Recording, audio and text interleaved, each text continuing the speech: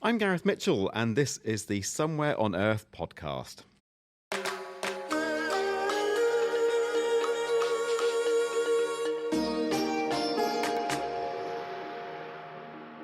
And our expert commentator this week is Ghislaine Boddington. And the keener listeners amongst us, Ghislaine, may have noticed that things sound a little different this week. Maybe yes, a bit less studio-y. Definitely, yeah. A different ambient because we're in a room, a fairly big room, actually. Quite a swish room as well. It has very to be said. swish room. Yes. Yeah, very nice indeed. Indeed. So it is, and in fact, the geeky point for the audiophiles among our audience, we are using the same mics that we have in the studio. We've just put them on stands, or Stevie has anyway, our sound engineer, and brought them to a different place for a conversation that is going to be, shall we say, wide-ranging and something that is relevant to all of us. If you eat food, which I think counts for most humanoid life forms, this will matter to you. It does matter. And not just humans, actually. Animals and birds and everyone. But food, we won't exist without it much longer than a few days. So, yes, this is a very important show. Exactly. And well done for not making this human-centric. This is indeed a planetary issue. It's about the biosphere, biodiversity as well. Good one. Thanks, Ghislaine. Shall we jump in? Yes, let's go for it.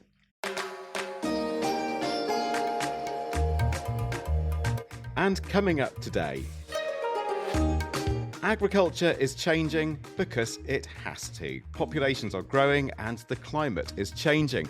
There are massive challenges, but there are some incredible new solutions emerging too. And that brings us to the White & Case international law firm here in the centre of London.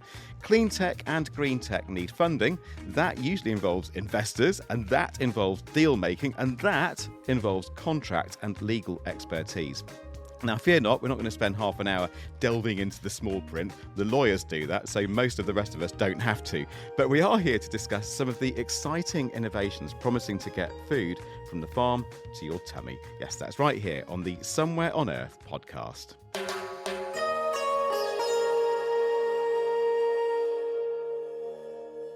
Right, so second, because we've met Ghislaine, let's meet Emmie Jones, who's a partner here at White & Case. Now, I'll be honest, Emmie, when producer Anya said, we're going to do a programme from a law firm, I thought, we're a tech programme. What are we doing in a legal firm? So for people who may be still wondering, what are we doing? Tech programme sitting here talking to a lawyer. Why would we do that? Well, I'm not surprised that it might seem as though the tech ecosystem is a million miles away from a law firm in the centre of London. But actually, tech, and more particularly clean tech and infratech, is massively important to all of our clients.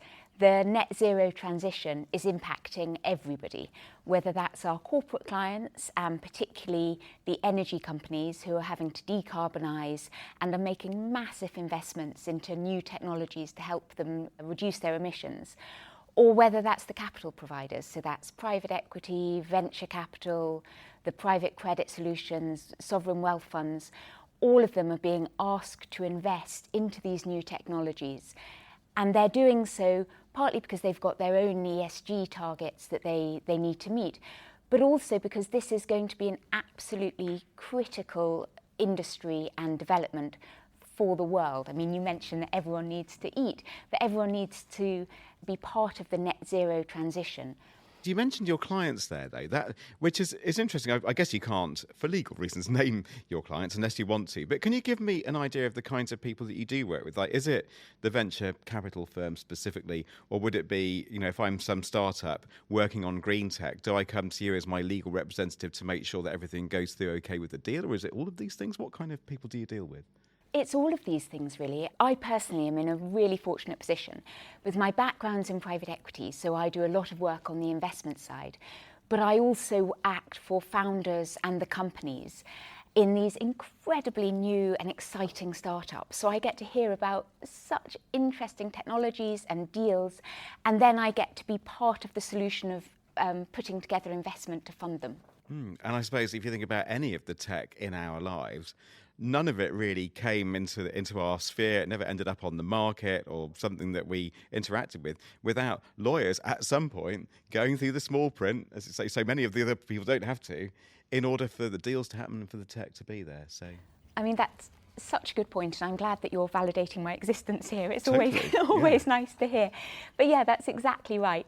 No technology, however innovative or amazing it is, will be able to impact people's lives unless it's scalable, which means having investment behind it, which, as you say, means doing deals and means lawyers. All right, okay. Now, also here is Benz Kotzen. He's at the University of Greenwich, where he's a professor of landscape and nature-based solutions. And when we talk about landscape and nature-based solutions, then what are you researching over there at the University of Greenwich? And spoiler alert for everybody, this is more than looking things up in a textbook, isn't it? You do some pretty amazing stuff over there.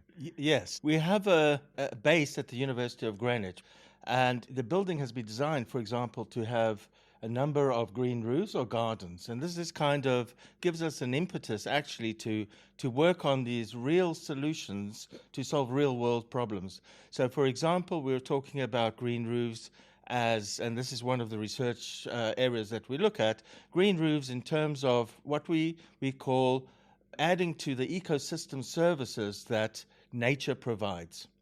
We believe that technology is advancing so very, very quickly, but we mustn't forget actually that nature, which has existed for hundreds of millions of years, has provided our ancestors and even us until recently with many of the solutions that we need. So, for example, when we're talking about ecosystem services of roofs, one of the things that a roof will obviously do is going to insulate a building. But a roof can also enhance biodiversity values. It can hold water, so we don't want water going to the drains all at the same time, and therefore we have problems in the Thames, for example. We know what that is.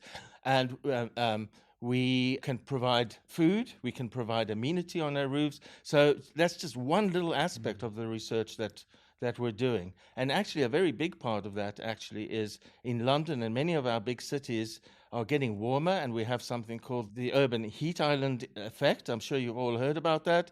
People die because of the rising temperatures that we're getting, mainly old people or babies. And there's a huge cost to, obviously, families and cost to the NHS. And if you have these green solutions, for example, we can mitigate some of those. Yeah, because the green roof, does it absorb heat or something, or does it help to, well, not obviously not dissipate, but it's dealing with that whole issue of moving away from a concrete landscape that just acts like a great big storage heater. You're moving away from that with green roofs, exactly. aren't you? So, I mean, the remarkable thing is, and I think it's so clever, nature is so clever. So, for example, what nature is doing, if you take the leaf of a plant, if you compare it to concrete or tarmac or something like that, which is actually going to be absorbing the heat and then releasing it and then kind of creating this added heat into the atmosphere, what is happening with the plant? It's absorbing the light. It's basically visible light and ultra-red light, and it's absorbing that to grow. So it's the energy so that's taking. Yeah. It's marvelous, isn't it? It's amazing, it's magic. because it's photosynthesizing and it's soaking up carbon, giving off oxygen. Exactly, and That's so pretty good, aren't they? And so Someone should invent them. And so this is the kind of thing that we're advocating, and we're doing research. We have these 10 green roofs. We have lots and lots of visitors. So if anybody's interested, get in touch with me, and we have groups to come and visit, because it's an exemplar of actually what can happen. What's there? It's a way of demonstrating it to people, capturing the public imagination. It's captured your imagination, hasn't it, Ghislaine Boddington? Because you know the University of Greenwich very well, and you know about these green roofs, don't you? Yes, I'm also in the School of Design with Benz. I'm in the design side, Benz is in the architecture and landscape architecture side. But we cross over a lot, and I love these green roofs. It actually makes going there an absolute pleasure. And I have to say, Benz and his team have got the most incredible sets of things growing. And several of them we can go out on. We can actually, there's one which comes off our office area, which is just beautiful So to it be improves on. the working we've got environment. Picnic tables, we can sit and eat our lunch, we can have meetings there. So the working environment's improved too, definitely. You have that aspect. Okay. Emmie, you work with clients in this kind of area. And is it like green roofs and other areas related maybe to thinking again about urban or indeed rural landscapes, and doing so around agriculture, farming, aquaponics? What an area that is. Tell me about some of the clients that are working in this space. Well, we as a firm have traditionally done a lot of work in the oil and gas space. And obviously with the energy transition and the move to net zero by 2050, all of these firms are now really investing very heavily in infratech or cleantech technologies. And so we're just seeing what seems to me, someone who's in no way an expert in the science, but it just seems so fascinating. We're seeing the biggest green hydrogen initiative, the biggest blue hydrogen initiative, these unbelievable things. And at the same time, also in the UK, things that are very tangible for ordinary people, like battery storage units, so that new build housing estates don't need to be powered solely by the grid. They can have their own batteries and their own way, not only of generating renewable electricity, but also making lives easier and less expensive for the people who are living in those houses. So it's a real world impact. Yeah, and like you say, it doesn't get much more real world than needing the lawyers to come in to sort the contracts out to get that happening, you know. So, Ghislaine? I wanted to ask you to maybe explain to our listeners and to me as well, actually, a little bit more about this ESG, which I've been...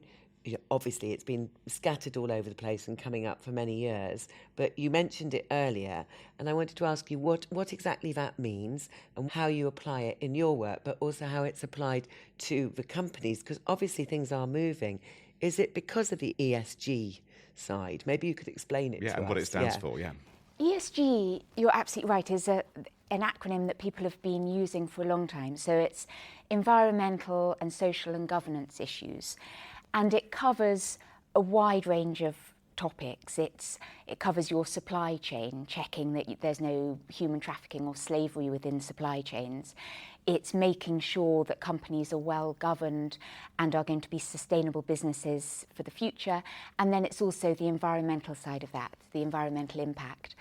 And it used to be something that was a bit of a tick box exercise. So if we were doing diligence, people would just want to know, they'd ask a very bland question about whether the target company had complied with its ESG obligations, and that would be the end of it. But there is now real teeth behind some of these, and there's proper interest in it. And it is impacting deals. Bidders won't progress through an auction, for example, because they're not satisfied with the ESG position of a company. So it's something that everyone is having to take seriously, and I think they're having to take it seriously because people are more interested. They genuinely care more about this. It's not like a legal scenario. It's not like companies have to do it. ESG is a kind of umbrella term. It's very, very wide. So some parts of it, yes, absolutely, companies have to comply with. So there are laws in place that require absolute compliance. And then part of it is more a little bit woollier. And that's probably areas where people are less clear about what they're asking, and also the answers can be fudged a little bit more. But it's a very wide umbrella term that covers all sorts of legal obligations. Which creates a business case for much of the kind of clean tech and green tech that we're talking about today. For instance, vertical farms. And I wonder if I can bring that back to you, Benz. So tell my friend a little bit, what do we mean by vertical farming? Now, I think you all probably realise that most farming that we recognise is horizontal. It's not vertical.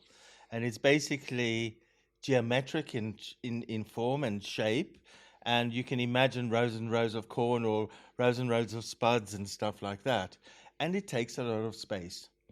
Of course, we realize, especially during COVID and when we have food shortages and we have problems when we need to be looking at the kind of footprint or the ecological footprint or the fuel that's required or the carbon footprint of produce, bringing this food from far away has all these consequences and bad consequences for our planet.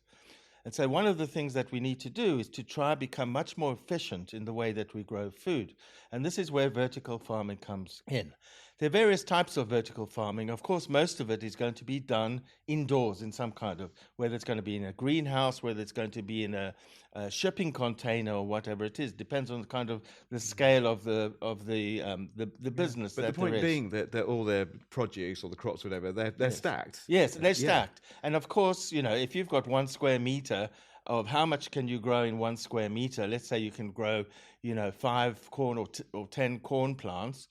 and corn's not a very good example because corn grows tall. But let's just say if you've got lettuce, for example, you can get 20 lettuce in 1 square meter. If we start stacking them like shelves, then we can, depends on how you want to go, we can double it, triple it, go as high as we want. So it becomes much more efficient. Yeah, and in terms of the harvesting as well. Sorry to interrupt, but and servicing it, getting the water to it, all the things that you need to grow crops. Yes, it's all happening in the same space, but yes, and of course it's climate controlled. So you don't have issues, for example, of weather, for example, bad weather, because absolutely everything is controlled, and so the temperatures are controlled, the amount of nutrients that is coming into it is controlled, and so the product is healthy and good.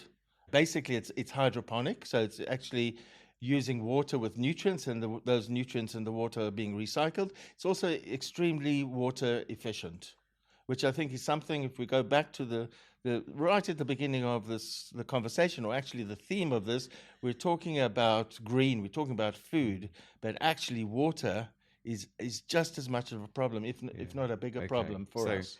Right, so many benefits there. And I don't know if it's just me, Emmie, but I feel as though I was hearing all about this, like all the time, like vertical farming. It was on the front covers of magazines and so on 3 or 4 years ago. Not hearing so much about it now. Is it still a kind of active space for VCs to be investing in, for instance? It's really interesting, actually, though a number of investors did get into vertical farming a few years ago. But there have been real problems trying to scale those farms and make them economically viable. And there have been a number of cases of farms going into insolvency or Chapter 11 in the US, which is the US insolvency equivalent. And people have struggled so far to make it work.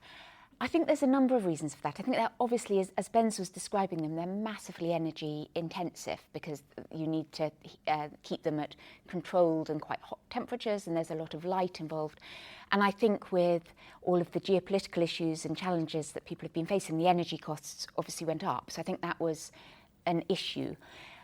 I also think that investors have become quite nervous about this as a sector, maybe because there haven't been runaway successes that they've been able to point to. And also because funding it is actually quite difficult from an investment perspective. They're so capex intensive. So you mean capital expenditure? You basically just have to spend a ton of cash just to build one of these things. Exactly. Right, okay. To be able to have proof of concept, you've got to build a farm which costs, I don't know, $50 million or something. And so you're asking investors to put a lot of money at risk in circumstances where there's no proof that this will be able to work or be viable or scalable. And that has been a real challenge for people. And I think this is something that is true of the wider clean tech and infratech environment. A lot of these great ideas are really capital intensive, and so they do require huge amounts of funding up front. And that's not really the way that the venture capital model has traditionally worked. If you think about what we think of as tech and huge VC successes, they've all been things that are immediately scalable because it's just code on a computer, and you can, an open banking license, all of the new open banking world, you can have one person using your tech or 10,000 and it makes no difference to you. And so VCs were able to come in with a certain amount of funding. Obviously, as the companies grew, more funding was required, but everyone was coming into the equity and everyone's interests were aligned. Investors were putting money in, management teams were being given options or sweet equity to encourage them so that everyone was aligned towards an exit. But where you've got huge capital requirements and huge amounts of money need to come in that can only be financed by an investor, it's very difficult for everyone else's equity to not to be hugely diluted, which means when you come to an exit, people don't really feel incentivized in the same way. Okay, so that's cause for concern, obviously, Benz. Is this how you see it? Because you research this stuff, you actually have some vertical farming trials, effectively, part of your green roofs at the University of Greenwich. Are you saying, the way you see it, is that the case is made in terms of the agriculture and the way it all works, but it's just the funding aspect and maybe the legal aspects around it are holding it back? Or are there more fundamental reasons why we're not seeing this huge growth in vertical farms around the world? One of the things is that all vertical farms are not the same. I think we need to say, for example, I had a bad example right at the beginning of growing corn in a vertical farm. You're not going to grow anything that is really quite large in a vertical farm. Most of the product is going to be something like herbs or green-leaved vegetables or cut and come again things like chards and things like that, which are rather kind of low. Again, also vertical farms can be these stacked shelves kind of things, but they can also be more like living walls, which I'm sure you probably all know about. And so they kind of plants stuck into kind of maybe troughs or something like that. And then you could be growing kind of bigger plants. So I think the kinds of plants that are in a vertical farm are kind of limited. Another one we can think of is mushrooms. We can grow mushrooms vertically, and I think this has been done for a very long time already. So growing them kind of in the shelf kind of unit. I think things that do work, I think there's a problem at the moment with them, I think economically, is, we're talking about hydroponics. And, most of for example, tomatoes and peppers and cucumbers we get are grown hydroponically. They're not in vertical farms. They're still in row kind of, but very, very automated and very high-tech kind of systems. And they've been sorted out over, let's say, the last 20, 30, maybe even 40 years in Holland. And now we have them in Kent, and I think they are profitable. Yeah. And only just a really quick one. It Yes. just occurs to me, given that you've said, the great thing about this is it's all indoors as well. You've got a lot of control over the climate and the humidity and everything that the crops need. But the downside is that no biodiversity from outside gets to take advantage of that, presumably. You don't get pollinators going in there and other things. So there's a cost there, isn't there? Just briefly. Yes. You have to bring the pollinators in. Oh, okay. Yes. So if you've got anything that needs pollinating, for example, obviously with green leaf vegetables, you don't need pollinators. Yeah. But with things like peppers and tomatoes, you need pollinators. So they bring bees in. Right. Okay. Yeah. Some people might say, shipping bees in, or it's such a shame to have to do that. But anyway, you've mentioned many of the upsides as well. Ghislaine, just a little comment from you as we go on. We're going to change topic shortly, but just on this. I think the vertical farming area is fascinating because it's always been in our kind of future view, hasn't it? It's like this will shift things. This will enable far more people to eat fast, like you say, ready to cut or grow again ones, etc. And there's two things about it that I think are really special in terms of future and tech stuff. One is the fact that the data gathered from them is so brilliant. You have this big data gathering, which actually can be reused and actually reused year on year in that vertical farming scenario, but also shared with others. So that actually the knowledge that we're getting, how to get the best produce out of it, the biggest productivity, the most efficient use is, like actually in some farming cover we've done for agritech, etc., is very much becoming a kind of collective shared environment where people can improve. And the second thing is, for a while it's been talked about, and I know there are quite a few examples now worldwide where, here we are in the middle of, the finance district in the city, and this area is actually pretty well filled up because there's a lot of banks, a lot of places. But we know in other areas in cities there are quite a lot of tower blocks that are not being used, and some of them are older, etc. And I know that in certain places they've started to layer these vertical farms into tower blocks where there's 30, 40 floors.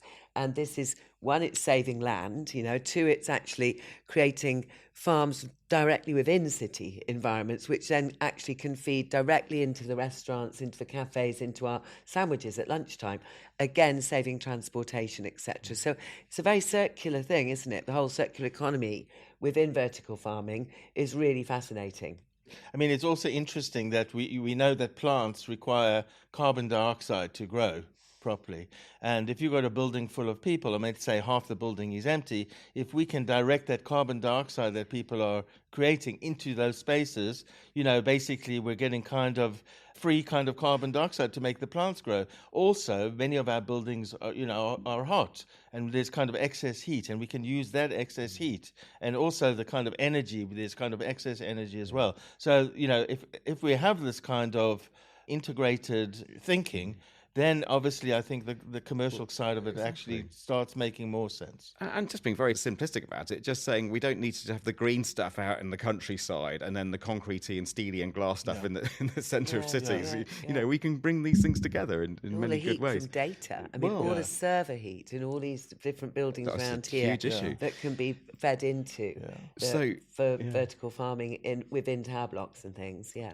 Just before we leave it then, the maybe less clean aspects of clean tech. And this comes to mind because not so long ago here on Somewhere on Earth, we looked at some of the unclean aspects of clean tech. For instance, some of the rare earth materials that are going into the likes of batteries, for instance, and other kind of supposedly clean technology.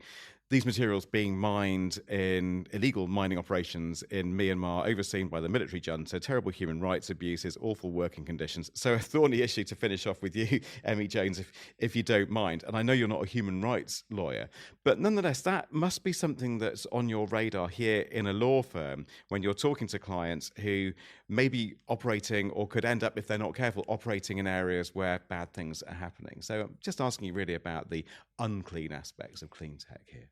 Certainly, people need to be looking holistically at the entire project that they're investing in, whether it overall does produce decarbonisation or whether it just shifts some of the, for example, air miles into a different area. And therefore, there's just leakage of carbon rather than actually cleaning it up.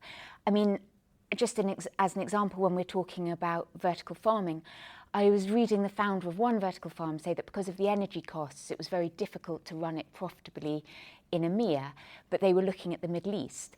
And whilst you can, of course, understand that that means that the light and the heat will be much easier to source, if what you're then doing is flying your lettuce back into the UK, that's probably not really a green project that will ultimately help us all out.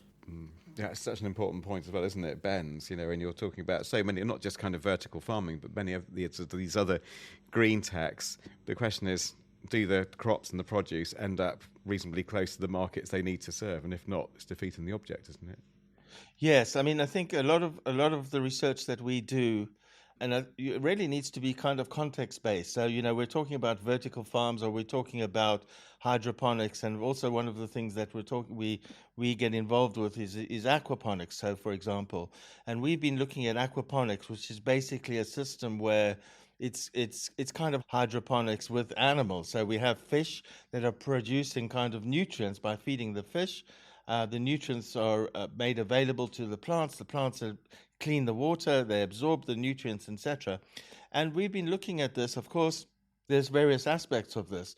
You know, can it be commercially viable, aquaponics? And it's kind of you know, it's debatable on a big scale, although it works in the United States. But for example, we're looking at aquaponic systems for the developing world.